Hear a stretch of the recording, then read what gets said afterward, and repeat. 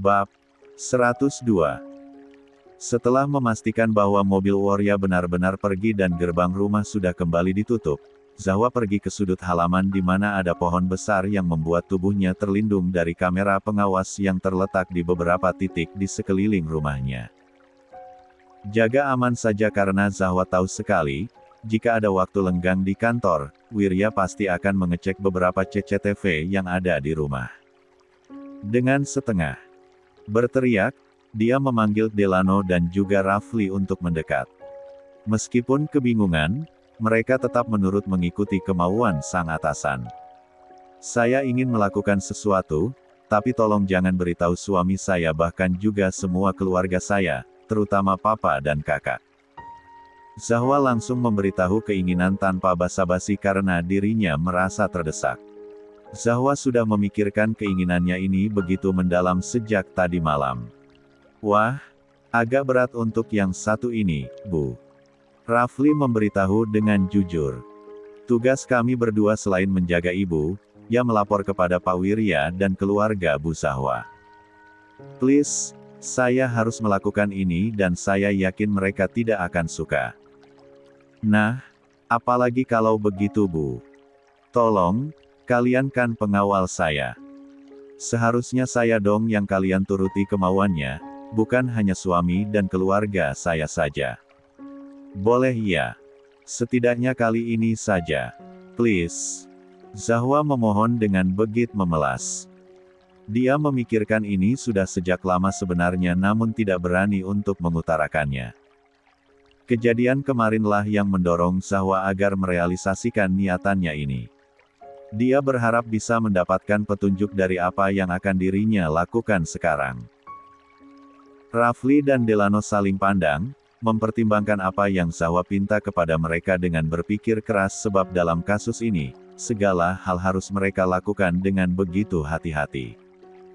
Hari Rabu sudah harus berangkat ke Sumba Pak, agenda soft opening Beach Club yang kedua. Gerakan tangan Wirya yang sejak tadi sedang membuka lembar demi lembar dokumen, mengecek tulisan yang tertuang di dalam sana dengan serius seketika menghentikan gerak tangan. Kepalanya mendongak. Menatap Amanda, sekretarisnya yang sedang berdiri di depannya, dengan meja yang menjadi penghalang mereka. Besok lusa.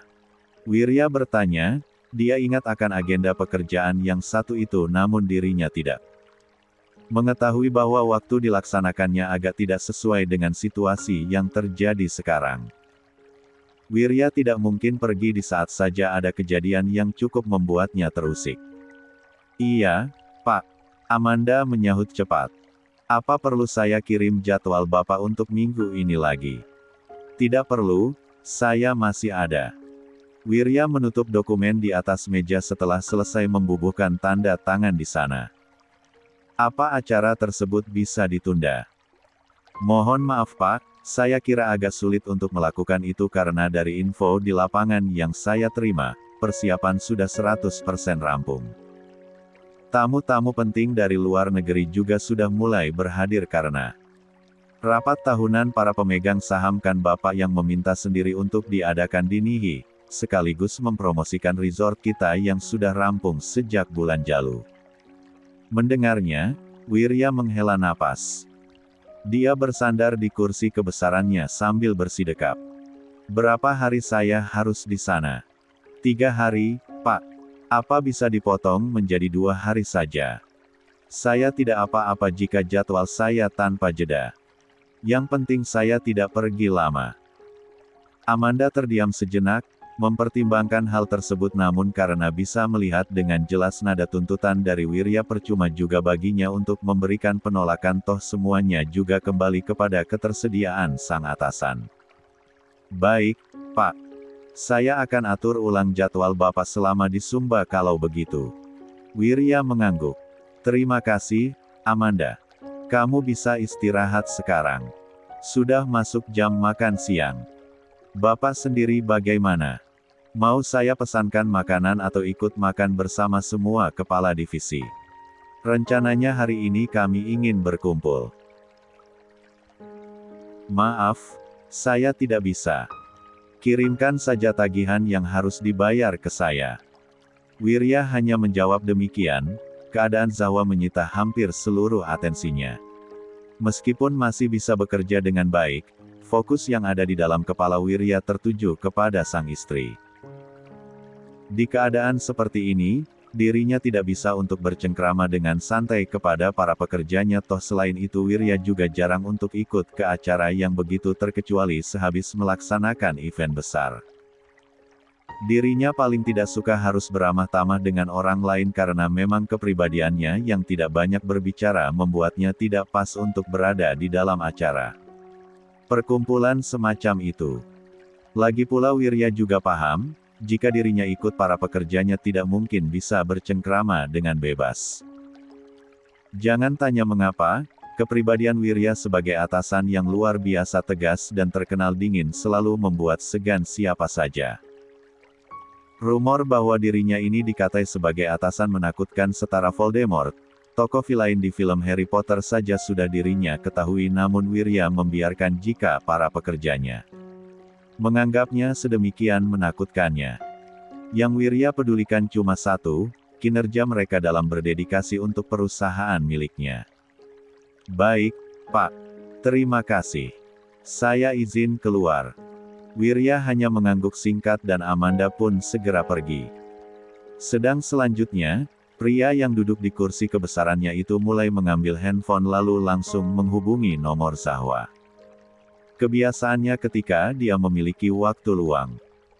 Entahlah, mendengar ocehannya ataupun menatal wajahnya seperti untuk menambah energi saja karena berjam-jam lelah mengurusi pekerjaan.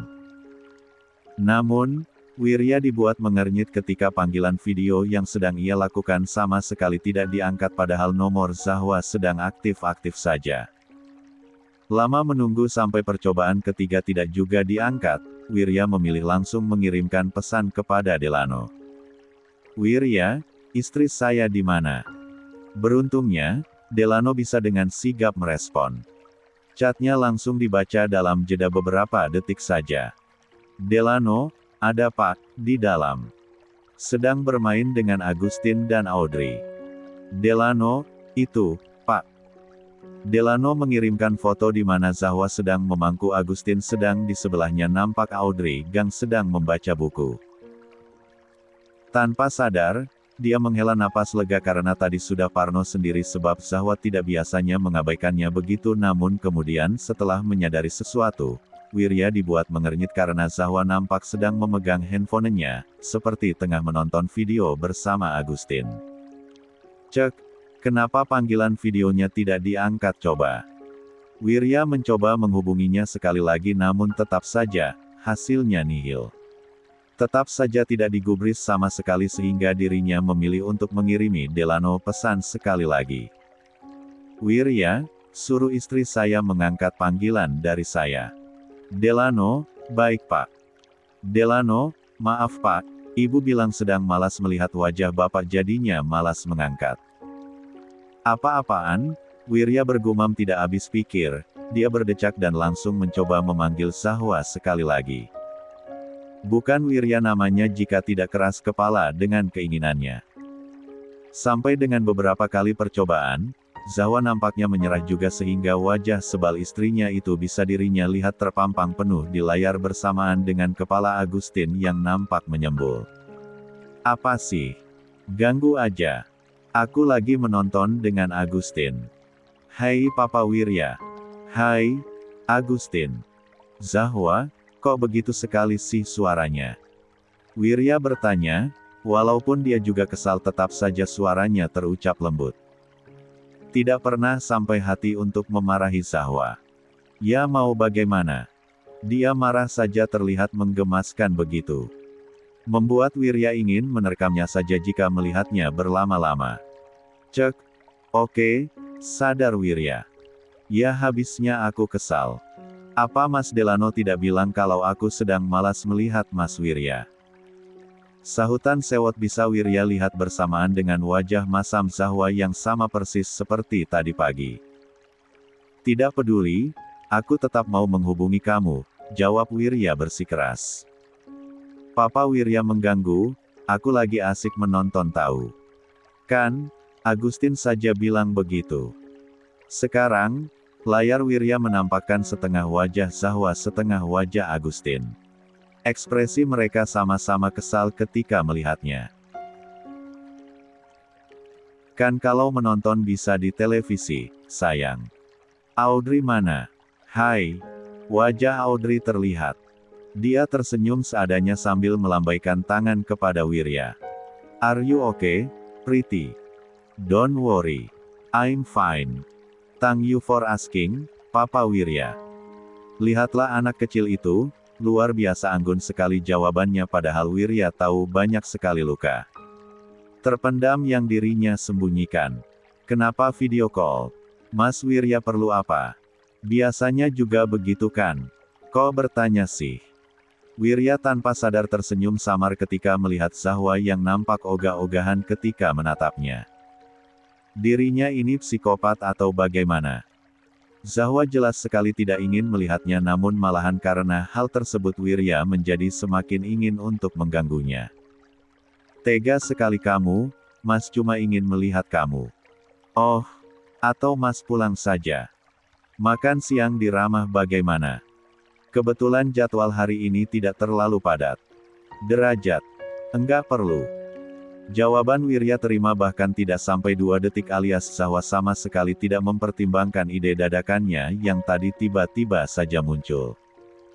Kan aku sudah bilang, aku lagi kesal terus bawaannya kalau melihat Mas Wirya. Pengen marah-marah mulu tahu nggak? Ngeselin, bawaannya emosi. Lagian kalau kesini waktunya bakalan habis di jalan, belum lagi kalau macet. Sudah ah. Mas Wirya makan di kantor saja. Aku enggak mau. Mulut Wirya terbuka kecil, terperangah melihat sahutan yang Zahwa berikan. Kok tega sekali sih, gumamnya. Hanya Zahwa yang bisa-bisanya memperlakukan Wirya begini di saat orang lain saja begitu segan ketika menghadapannya dan hanya istrinya pula lah yang membuatnya sama sekali tidak bisa berkutik akan segala tindakannya. Luar biasa sekali bukan? Mas Wirya lebih tega sekali sudah membuat aku jadi emosi banget begini. Padahal kan kata dokter aku enggak boleh stres. Sudah ya, Mas Wirya menyebalkan sekali. Selamat siang, jangan lupa makan. Belum sempat Wirya bereaksi, layar tiba-tiba saja kembali menampilkan home screen di mana foto tangannya bersama tangan Zahwa yang saling bertaut dengan menggunakan cincin yang sama yang itu artinya. Zahwa memutuskan begitu saja panggilan video mereka. Kenapa lo? Kok kelihatan kayak orang stres? Baru saja bersandar seutuhnya ke kursi sambil memijat pangkal hidungnya, Wirya dikagetkan akan suara yang tiba-tiba saja terdengar itu. Hanya satu orang yang bisa dengan sesuka hatinya memasuki ruangannya dengan begitu bebas tanpa ada rasa sopan santun begitu. Sudah pasti Dionlah orangnya. Sahabatnya itu nampak masuk dengan tentengan makanan dari sebuah merek ayam terkenal di tangan. Lo yang stres. Wirya hanya menyahut sinis. Masih aja lo beginiin gue, Wir. Sinis banget. Dion berpura-pura menampilkan tampang sedih yang terlalu berlebihan. Seorang sahabat mana yang akan biasa saja melihat sahabatnya ternyata dulu sudah menikah dan menyembunyikan istrinya. Lalu sekarang tiba-tiba saja menikah lagi dengan wanita lain. Lo pikir saja sendiri. Sahut Wirya penuh penekanan. Dion nampak terdiam sejenak. Enggak usah membahas itulah, panjang ceritanya. Gue lagi malas bercerita karena hari ini gue cuma mau mendengar cerita dari Joe, ucapnya sambil menaruh plastik yang ada di tangan. Menjadi ke atas meja. Sini lo, makan dulu. Wirya mendengkus namun meski begitu, dia tetap beranjak lalu mendatangi Dion yang sudah asik melahap ayam tepung yang terkenal itu. Kemana aja Joko baru muncul. Kan sudah gue duga, lo ini depannya aja marah-marah sama gue, aslinya lo kangen kan? Najis. Wirya melemparkan kentang goreng yang langsung tepat mengenai dahu Dion. Dion tertawa lalu dengan masa bodoh memakan apa yang Wirya lempar. Biasalah, lagi ribet, jawabnya asal. Ribetan mana dengan apa yang terjadi dengan gue dan Zahwa sekarang? Dion terdiam, memperkirakan jawaban. Sama kayaknya. Bella hamil. Dion meringis. Tapi istri pertama gue, dia langsung mengambil jeda, keningnya nampak mengkerut seolah ragu-ragu untuk bercerita. Ah sudahlah, ribet pokoknya, sambungnya mengibaskan tangan lalu memilih kembali makan tanpa menyambung cerita. Meninggalkan Wirya dalam rasa penasaran yang tinggi namun memilih tidak ingin untuk mendesak Dion lebih banyak. Ini gue harus mengucapkan selamat atau bagaimana? Kurang ajar. Kali ini Wirya yang mendapatkan lemparan kentang goreng akibat ucapan sarkasnya itu. Tapi lebih kasihanan Elo si Wir, baru aja menikah ada lagi aja permasalahannya mana kayaknya serius banget lagi. Dion berdecak sambil geleng-geleng kepala. Sudah ada titik terang belum? Belum, jejaknya sama sekali tidak ditemukan. Bahkan di pemerintahan saja nama Ibu Zahwa itu sudah tercatat sebagai orang yang meninggal. Wirya mendengkus. Dia mungkin memakai identitas baru, itu yang membuat pencarian jauh lebih rumit. Dion mengangguk-angguk. Terus mobil yang menabrak kemarin bagaimana? Itu bisa menjadi petunjuk bagus kan? Iya, masih dalam pencarian. Sudah diduga datangnya dari orang suruhan jelita. Karena bagaimana mungkin mobil itu menghindari kamera pengawas dengan ahli. Jadi, jejak mereka sulit untuk dipantau pergi kemana, tapi sekarang masih dilakukan pengecekan CCTV kok, baru 2 hari, memeriksa ratusan kamera pengawas tidak mudah. Benar juga sih. Luar biasa juga ternyata, padahal lo dan ayahnya Zahwa bukan orang yang sembarangan tapi masih saja kesulitan. Dion bergumam. Lo oke, bro? Tanyanya, di sela-sela kunyahan. Enggak terlalu but still fine. Asal Zahwa tidak terluka saja. Enggak menyangka gue ternyata lo suami yang lumayan juga. Gue pikir lo enggak akan pernah menikah lagi karena trauma setelah dapat seorang wanita yang sangat luar biasa seperti masa lalu itu, sahut Dion sambil tertawa geli. Awalnya begitu tapi Zahwa mengubah hampir seluruh hidup gue dan gue berterima kasih ke dia sudah membuat hidup gue jadi punya tujuan yang jelas lagi. Wirya hanya menjawab acuh tak acuh, walaupun pembawaannya yang begitu selengean dan tidak bisa diajak serius. Hanya dengan Dion lah Wirya bisa bercerita dari hati ke hati begini. Bucin lo, sialan. Kan, Wirya bilang juga apa? Pembicaraan yang serius bukan Dion sama sekali. Lo sendiri bagaimana? Oke. Wirya membalik pertanyaan. Ya begitulah. Seperti biasa, Dion selalu nampak seperti orang yang terbuka seolah tanpa rahasia karena hidupnya yang selalu ia jalani dengan begitu serampangan namun padahal, justru orang yang begitulah yang menyimpan banyak rahasia bagi Wirya. Buktinya saja, dia baru tahu kalau ternyata selama ini sahabatnya itu menyembunyikan fakta bahwa dirinya sudah memiliki istri bukan. Ke rumah saja, Zahwa pasti senang kalau kalian datang. Kalian di sini lo dan Bella maksudnya, bukan tambahan istri pertama lo. Kayak babi gue lihat-lihat kelakuan lo ini Wir, sahut Dion luar biasa kesal. Sekalinya mengatai atau bahkan menjahili, apapun yang Wirya katakan akan selalu pedas terdengar. Wirya hanya menyeringai saja akibat cemoohan Dion itu. Lusa gue akan pergi 2 hari ke Sumba. Memang sih keluarganya Zahwa akan datang juga tapi lo datang saja, terutama Bella. Biar dia menemani Zahwa agar tidak kemana-mana.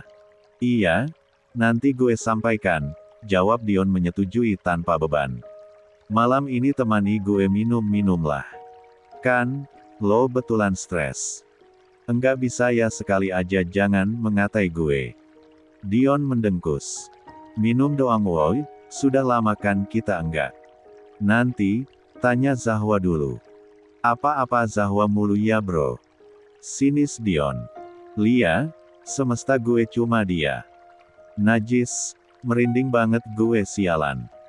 Dion langsung memekik sambil menggosok-gosok kedua lengannya sedang Wirya hanya mengedikkan bahu dengan acuh saja. Kret. Bi, anak-anak sudah tidur. Zahwa berbisik kepada Bi Asri yang tengah melap meja sebab tadi sehabis terkena jus yang ditumpahkan oleh Agustin.